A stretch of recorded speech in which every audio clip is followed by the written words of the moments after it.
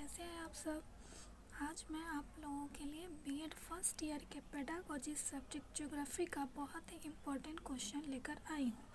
तो हमारा क्वेश्चन है कि भूगोल का क्या अर्थ है तथा भूगोल के आधारभूत संरचना पर प्रकाश डालें। फ्रेंड्स, ये बहुत ही बेसिक क्वेश्चन है लेकिन इम्पोर्टेंट क्वेश्चन है। आइए जानते हैं इसका आंसर क्या है। भूगोल का अर्थ, मीनिंग ऑफ ज्योग्राफी। भूगोल शब्द भू तथा गोल दो शब्दों से मिलकर बना है। वह शास्त्र जो गोल पृथ्वी का वर्णन करता है भूगोल कहलाता है। भूगोल यूनानी भाषा के जी तथा ग्राफी से मिलकर बना है, जिसमें जी का अर्थ पृथ्वी तथा ग्राफी का अर्थ खींचना या वर्णन करना होता है। इस प्रकार भूगोल की परिभाषा विभिन्न विद्वानों ने निम्न रूप में दिया है। भूगोल वह विज्ञान है जो पृथ्वी के मानव विकास स्थान के रूप में अध्ययन करता है। सन 1905 ईस्वी में ए.जे. हर्बर्टसन ने समस्त भूमंडल का विशाल प्राकृतिक प्रदेशों में विभक्त किया है। उन्होंने कहा, भूगोल विश्व के प्राकृतिक प्रदेशों का तुलनात्मक अध्ययन है। जेम्स फेयरक्लीफ के अनुसार भूगोल प्राकृतिक निर्जीव तत्वों तथा सजीव तत्वों के सिद्धांत एवं क्रियाओं के पारस्परिक संबंधों का विज्ञान है। महान भूगोलवेत्ता वार्कर ने कहा कि मानव समुदाय की अपनी भौगोलिक वातावरण से तालमेल ही भूगोल है। उपयुक्त सभी परिभाषाएं महत्वपूर्ण हैं। श्री नारायण सिंह का आधुनिक भूगोल विषय के संबंध में कहना है कि भौगोलिक वातावरण के तत्वों तथा महान समुदायों के वितरण एवं उनकी क्रियाओं के बीच अंतर्निहित पारस्परिक संबंधों का व्याख्यात्मक अध्ययन अथवा विज्ञान भूगोल कहलाता है। भूगोल शिक्षण का आधारभूत संप्रत्यय, बेसिक कॉन्सेप्ट ऑफ ज्योग्राफी। वर्तमान समय में भूगोल में बालकों के समक्ष विषय वस्तु को प्रस्तुत न करके इसको व्यवहारिक रूप में उपयोगी बनाना परम उद्देश्य समझा जाने लगा। अतः लोगों ने यह स्वीकार किया है कि भूगोल विज्ञान है। भूगोल शिक्षण में आधुनिक संप्रत्यय इस प्रकार है। मानव भूगोल, ह्यूमन ज्योग्राफी। भूमंडल और उसके निवासियों का वर्णन ही भूगोल है।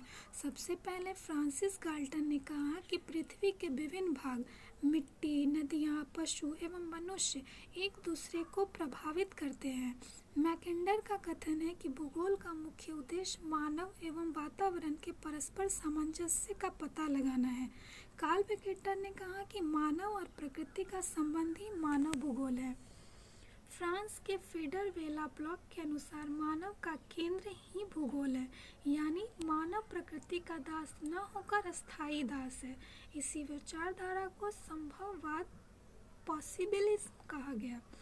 भूगोल के संबंध में वैज्ञानिक दृष्टिकोण गिक्की ने 1807 में लिखा कि सर्वप्रथम तथा सर्वोपरि अवलोकन क्षमता से क्रियात्मक अभ्यास होता है।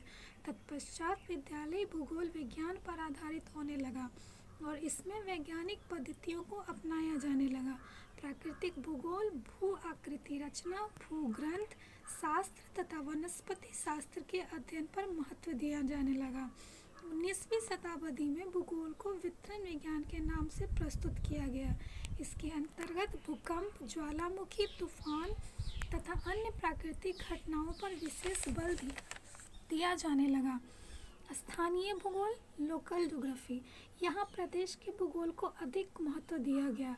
इसमें वास्तविकता का महत्व दिया गया ताकि भूगोल वास्तविकता का वर्णन करें, यानी स्थानीय व्यवहारिक तथ्यों पर विशेष बल दिया गया।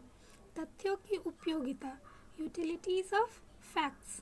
हर्बर्टसन ने पृथ्वी को विशाल प्राकृतिक भागों में बांटकर प्रादेशिक भूगोल अध्ययन को महत्व दिया। यह प्रदेश प्राकृतिक रचना तथा जलवायु तत्वों के आधार पर बनाया गया है। बाद में पृथ्वी प्राकृतिक प्रदेशों के तुलनात्मक अध्ययन को ही भूगोल कहा गया। विश्व नागरिकता, वर्ल्ड सिटीजनशिप। भूगोल का अध्ययन केवल एक राष्ट्र या जाति का नहीं है, बल्कि यह संपूर्ण विश्व मानव जाति का निवास स्थान है। इसलिए विश्व प्रेम व विश्व बंधुत्व को भावना का पाठ उस विषय के द्वारा ही वास्तविक रूप में प्रदान किया जा सकता है। इसी भावना को लेकर आधुनिक भूगोल में विश्व नागरिकता पर बल दिया गया।